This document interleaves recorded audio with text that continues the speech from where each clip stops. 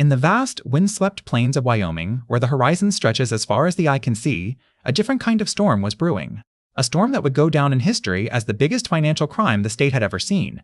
This is the story of the biggest financial crime in Wyoming history, a tale of greed, deception, and the trail of money that led to its unraveling. Imagine stumbling upon a small, seemingly innocuous business based in Cheyenne, Wyoming, a state known more for its cowboy culture than high finance, a company called Y Executives run by a man named Sean Cameron. But as our investigation would reveal, this was no ordinary business. In 2015, the Wyoming Securities Division filed a complaint against Sean Cameron and Y Executives, alleging an intricate $6 million Ponzi scheme that had defrauded over 80 investors since 2010. The complaint described how Cameron promised exorbitant returns on investments in lucrative ventures such as oil wells, real estate development, and even a line of nutritional supplements called Nourish the Nation. But here's where things get interesting.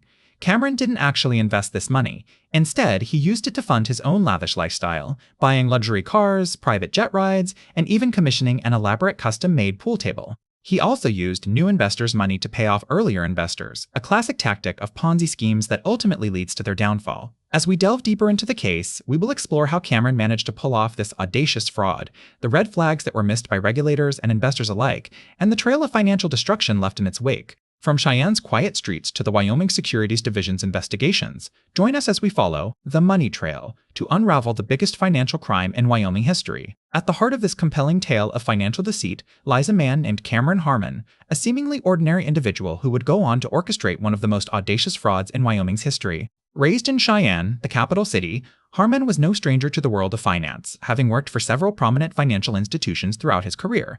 However, it was his time at the Wyoming Capital Management Group that would prove to be the most significant, setting the stage for the events that were yet to unfold. In 2015, Harmon founded his own investment firm, Blue Ridge Financial, which he operated from a small office in downtown Cheyenne. With promises of lucrative returns, he quickly attracted a loyal following of investors, many of whom were fellow Wyomingites eager to grow their hard-earned savings. Little did they know that Harmon had been harboring a dark secret, one that would soon unravel and leave a trail of financial destruction in its wake. Among the key players involved in this complex web of deceit was Susan Thompson, a longtime friend and business associate of Harmon's. Serving as Blue Ridge Financial's chief operating officer, Thompson played a crucial role in facilitating the fraud, using her extensive knowledge of financial regulations to help Harmon evade detection. Meanwhile, on the other side of the country, Robert Smith, a wealthy investor from New York, was also drawn into Harmon's web of deceit. Unbeknownst to him, Smith would become one of Blue Ridge Financial's largest investors, ultimately losing millions in the process. As the story unfolds, we will delve deeper into the roles played by these individuals and explore the complex network of financial institutions that enabled Harmon's fraud to flourish.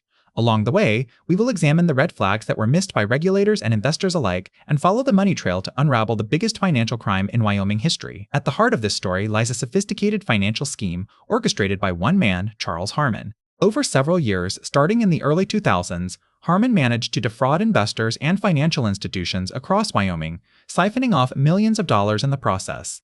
The scheme was intricate, involving the creation of a network of shell companies, each with its own web of bank accounts. Using these companies as fronts,